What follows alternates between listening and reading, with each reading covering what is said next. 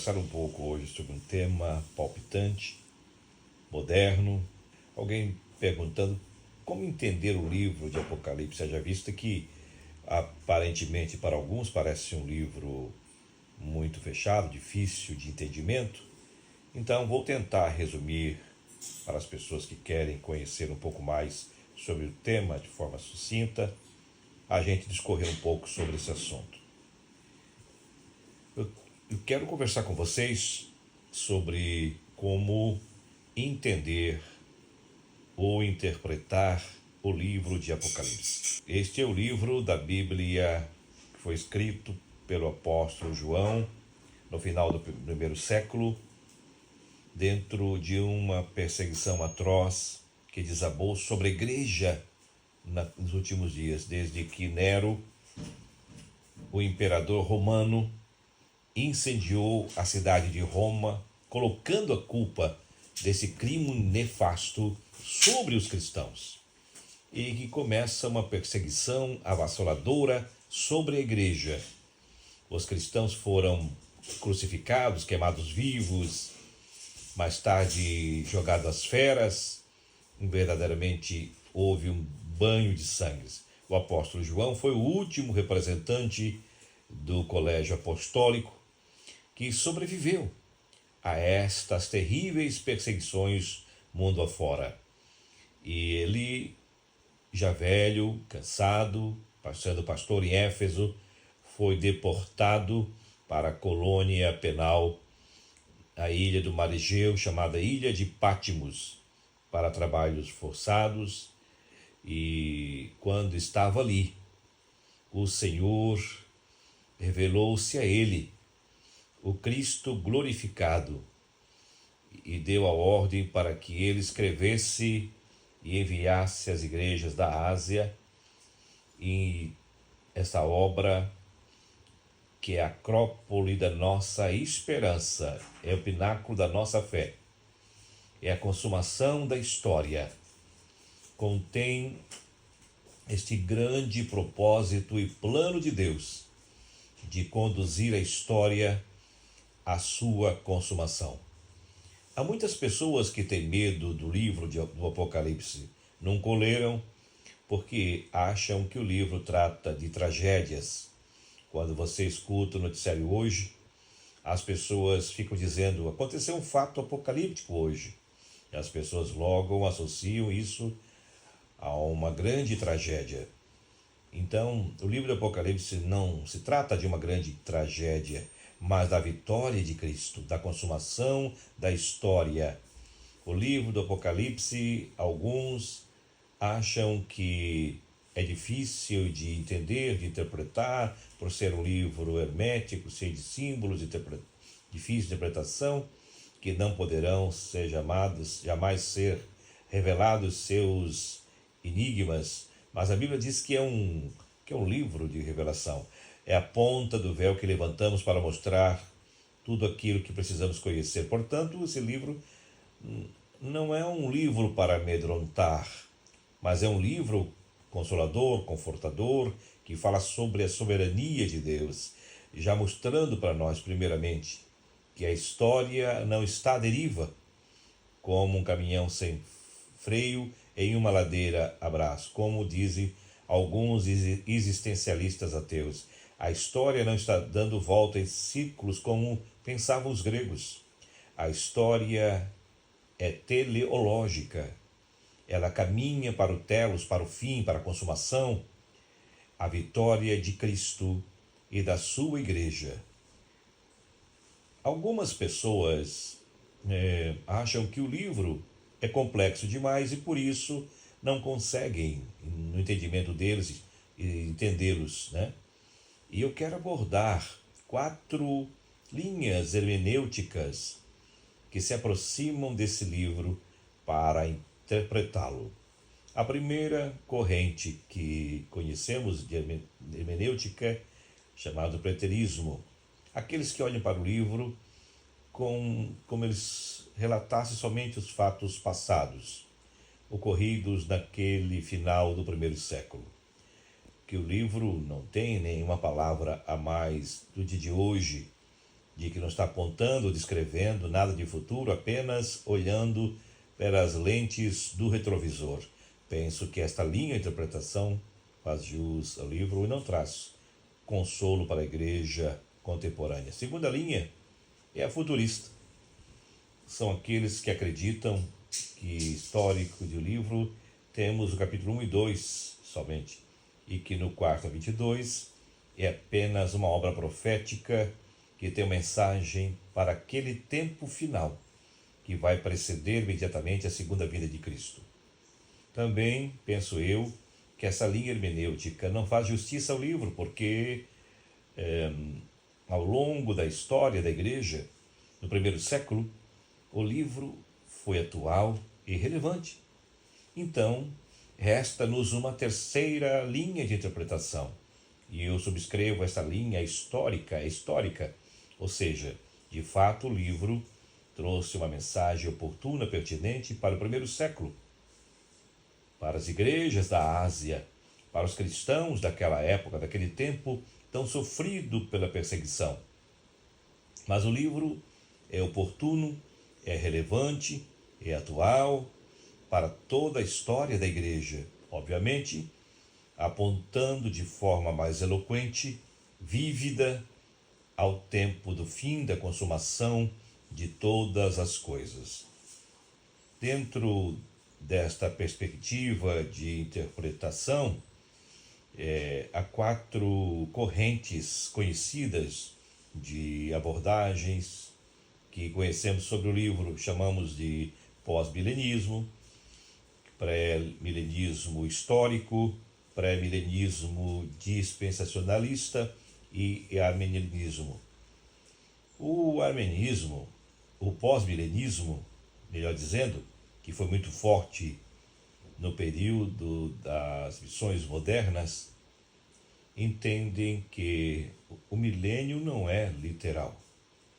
Ele entende que o mundo, à medida que vai sendo evangelizado, avançado e vai crescendo, vai ganhando espaço, e o mundo vai sendo cristianizado e transformado pelo poder de Deus. E na consumação desta grande medida e avanço missionário é que Jesus vem coroando esta cristianização no mundo. Talvez o pós-milenismo teve uma importância muito grande na ideologia missionária da igreja. Grandes expoentes pós-milenistas trataram desse assunto. Penso que esta corrente tem dificuldades, por exemplo, conforme se pontuou alguns dos autores, que explicam que Jesus diz: quando o homem vier, porventura, achará fé na terra? Parece-nos de que o tempo do fim será marcado por uma grande apostasia, por abandono, então, pelo esfriamento do amor, pelo recrudescimento das guerras, das catástrofes naturais, maremotos, terremotos, tsunamis. Enfim, penso que esta corrente, embora tenha oferecido grandes contribuições para a história da igreja, tem as suas dificuldades. Depois nós temos o pré-milenismo histórico. Boa parte dos pais da igreja subscreviam esta linha pré-milenista. A partir de Agostinho até a Reforma, os reformadores e as grandes confissões pós-reforma, todas vieram dentro da linha arminianista. Mas o pré-milenismo histórico, sendo pós-tribulacionista, crê que a segunda vinda é única, visível, e que Jesus Cristo vem e todo olho verá, e ele estabelece o seu reino milenar, de 1000 anos literais aqui na Terra. Certamente, esta corrente vai enfrentar algumas dificuldades, em virtude de que o reino de Cristo não é um reino físico, político, geográfico, O próprio Jesus disse: o meu reino não é deste mundo, é um reino espiritual, onde Jesus governa, onde é Senhor. Aí chega o reino, onde ele chegar está o reino dentro de nós. Aí você pode aliar a pré-aminista dispensacionalista. Esta linha de interpretação é recente na história da igreja. Começa a partir de Nelson Darwin, no começo do século XIX, na Inglaterra. O grande erudito, estudou a matéria, escreveu muitos livros, as suas obras foram largamente distribuídas e hoje boa parte da igreja evangélica brasileira subscreve esse tema como dispensacionalista. Quais são as ideias principais? É que divide a igreja em 7 dispensações bíblicas. Segundo, é que faz uma distinção entre Israel e igreja. Na visão dispensacionalista, em virtude da rejeição de Israel, conforme fala em João capítulo 1, versículo 11, Deus abriu parênteses na igreja, mas com o arrebatamento da igreja volta a atenção para Israel. Terceiro, a visão dispensacionalista acredita no arrebatamento secreto distinto da segunda vinda visível. Quarto, o dispensacionalismo acredita que haverá várias ressurreições. Quinto, acredita que a igreja será arrebatada antes do começo da grande tribulação. É como se nós tivéssemos uma sala com 100 pessoas e apenas 10 daquelas pessoas convertidas, de repente, a metade daquela sala desaparecesse e não se sabe para onde foi arrebatada secretamente. Então entra o período da grande tribulação, só então, depois da grande tribulação, volta Jesus para estabelecer seu reino físico, literal, político, tendo Jerusalém como sua sede do governo. Mas ainda a ideia de que a igreja será arrebatada antes da tribulação me parece também não ter muita sustentação bíblica, porque a igreja sempre foi martírica. A igreja enfrentará sim a grande tribulação. Ela não será poupada da tribulação, mas será arrancada do meio da tribulação, da grande tribulação. Me parece que este ensino eloquente de todo o Novo Testamento. Então, agora nos resta dar uma olhada naquilo que nós chamamos de arminianismo. O arminianismo, como disse, prevaleceu na história da igreja, de Agostinho de Hipona, no começo do século V, até as grandes confissões, momentos da reforma, pós-reforma, e assim é sustentado pelos mais consistentes teólogos estudiosos da igreja. E eu preciso concordar com o que diz: o termo arminianismo não é feliz. Primeiro, não é feliz porque o prefixo a, é um prefixo de negação. Os arminianistas, bem como os pós-milenistas, não negam o milênio. Interpretam-no de maneira diferente. O livro de Apocalipse é um livro altamente simbólico. 7 candeeiros, 7 selos, 7 trombetas, 7 taças da ira de Deus, o dragão, a besta que subiu do mar, a besta que subiu da terra, a grande meretriz, a grande Babilônia. São figuras que representam realidades espirituais. Então, o milênio, de acordo com a interpretação milenista, compreende o período da primeira à segunda vinda de Cristo. E não é um milênio literal de 1000 anos, mas 10 elevado à 13ª potência. Então, nós estamos vivendo o milênio nessa concepção. Cristo já está reinando com as almas. Veja bem, na época é o único texto que fala na Bíblia sobre o tema, é o reinado de Cristo sobre as almas. Vale destacar ainda que o livro de Apocalipse é um livro do trono. A palavra trono aparece 67 vezes no Novo Testamento e 47 vezes só no livro de Apocalipse. Das 47 vezes que a palavra trono aparece em Apocalipse, apenas 3 vezes o trono está na terra, que é o trono do diabo e do anticristo. Assim, o trono de Cristo está no céu. O reinado é das almas. Cristo não vai ter um gabinete político com seus ministros terrenos despachando ou tomando decisões políticas. Ele disse: o meu reino não é deste mundo, o meu reino é espiritual. O reino de Deus não consiste em palavras, mas sim em virtude e poder. O reino de Deus é alegria, justiça, paz, longanimidade. O reino de Deus está dentro de nós. Então, nós entendemos que o milênio não é esse milênio de um governo político com todo o aparato de gabinete de governo sediado em Jerusalém, mas é um governo espiritual. Assim, notem vocês que ainda tem ainda o pós-tribulacionista. A igreja vai enfrentar a fúria do anticristo, a perseguição do mundo, e ela vai ter que continuar sendo essa igreja martírica, mas ela é uma igreja vitoriosa.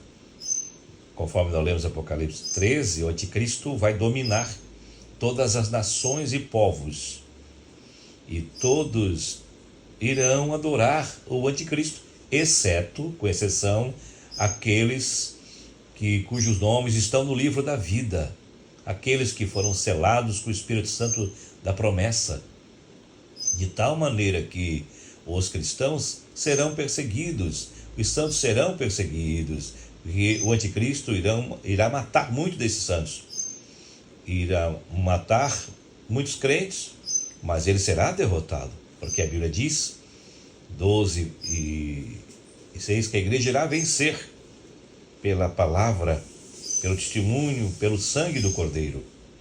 A intenção do diabo, do anticristo, é levar os cristãos à apostasia. Mas quando um crente prefere morrer por amor a Cristo e não apostatar da sua fé, ele pode até morrer, mas ele é um vencedor. A igreja será arrancada do meio da grande tribulação e não poupada da grande tribulação. E vale destacar ainda que, diferentemente do pós-milenismo, o milenismo acredita literalmente no que Jesus ensinou no sermão profético, relatado em Mateus 24, ou seja, quais são os sinais que serão sobre a vinda de Cristo? O engano religioso, guerras, rumores de guerra, terremotos em vários lugares, fome, pestilências, esfriamento do amor, a perseguição religiosa, a manifestação do homem da iniquidade, a apostasia. Esses são esses sinais que estão aí eloquentemente aparecendo para todos nós. Então, o mundo não vai, conforme pensava e pensam os pós-milenismos, sendo cristianizado e vai evangelizando até cristianizar a terra, e depois Jesus vem dessa forma e vai conduzir essa massa para o evangelho. Mas não. E a palavra vai mostrar que nós vamos estar vivendo um momento de apostasia. Jesus mesmo disse, porventura, quando voltar o Filho do Homem, vai achar fé na terra? Nós teremos, sim, estamos vendo isso, uma apostasia generalizada, um grande ataque à fé cristã, uma negação dos pilares da ética judaico-cristã que manteve sempre a sociedade de pé. Estamos tendo um ataque frontal aos valores éticos, princípios da nossa igreja. Estamos no bojo dessa apostasia, de tantas religiões e seitas surgindo, cada um defendendo e se dizer, achando ser verdadeira. Porém, na verdade, é Cristo que é a base, centro de tudo, o fulcro de tudo. Penso eu que diante disso, a melhor vertente para você entender e interpretar o livro de Apocalipse seja dentro desse viés do arminianismo. Eu quero fechar a minha fala para dizer uma coisa muito importante. Nós temos flexibilidade para sermos preteristas, futuristas, históricos. Nós temos flexibilidade para sermos pós-milenistas, arminianistas, pré-milenista histórico, pré-milenista histórico e dispensacionalista. O que nós não podemos negociar, a doutrina da segunda vinda de Cristo, da ressurreição dos mortos, do juízo final e também da bem-aventurança eterna e da condenação eterna. Por exemplo, se uma pessoa diz para você, Jesus não vai voltar mais, isso é inegociável, isso é cláusula pétrea dentro da teologia. Se alguém disser, bom, eu não creio que os mortos irão ressuscitar, não dá para negociar isso. Qualquer dessas correntes, todas, creem que Jesus vai voltar e os mortos irão ressuscitar. Também creem que haverá um juízo final. Todos terão que comparecer diante do tribunal de Deus para prestar conta da sua vida. Quarto, todos creem que haverá céu, inferno, bem-aventurança eterna e condenação eterna. Se uma pessoa diz não, se a pessoa não crê em Jesus, ela será aniquilada. Não se negocia assim. Se alguém diz, bom, não haverá céu ou inferno, não se negocia essas coisas que são pilares do Evangelho. São coisas pivotais do cristianismo. Mas as correntes de interpretação é possível que um ou outro seja adepto A, adepto da corrente B, adepto da corrente C, e a gente tem que respeitar as correntes, mas nós entendemos, algumas são mais robustas, sólidas, consistentes. Por isso que eu particularmente aceito e adoto a visão histórica da interpretação do livro de Apocalipse e aceito o arminianismo como mais consistente, não só pela interpretação do livro de Apocalipse, mas de toda a escritura como um todo. Mas isso é apenas um pensamento que evidentemente que pode ser flexibilizado em alguns aspectos, mas esta é a base para que você entenda e respeite as linhas de pensamento e as linhas hermenêuticas que existem dentro dessa área teológica que estuda a escatologia, que trata especificamente sobre o Apocalipse. Mas na medida do possível a gente vai estar falando mais sobre esse assunto para que você possa entender melhor este livro e que isso pode ser também algo que possa servir de bênção para você e trazer a você entusiasmo e conforto e esperança cada vez mais firme em Cristo Jesus para a nossa vitória. Deus abençoe sua vida. Até a próxima oportunidade.